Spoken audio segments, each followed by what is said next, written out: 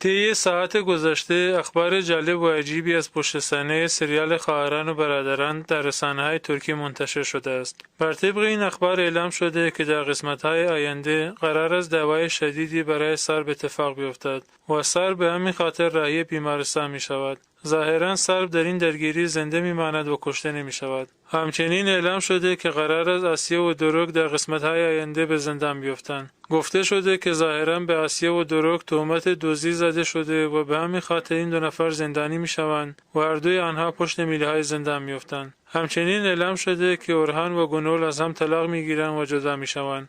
ظاهراً سکانس‌های طلاق آنها در دادگاه فیلمبرداری شده و در قسمت‌های آینده شاهد طلاق و جدایی این دو نفر هستیم. علاوه بر اینها اعلام شده که قرار است برای تولگا یک پارتنر جدید وارد سریال شود و شاهد عاشقانه‌های جدید تولگا و پارتنر او باشیم. همچنین اعلام شده که قرار است گنول از سریال جدا شود و نقش او در سریال به پایان رسیده است. همچنین اخباری نیز منتشر شده که احتمالاً لیلا کشته نمی شود و زنده می ماند و سوسن قاتل لیلا نمی شود، اما هنوز به صورت 100% تایید نشده است. با این حساب دیدن قسمت‌های آینده سریال خواهران و برادران را از دست ندهید، چرا که سریال به اوج هیجان و جذابیت خود رسیده است.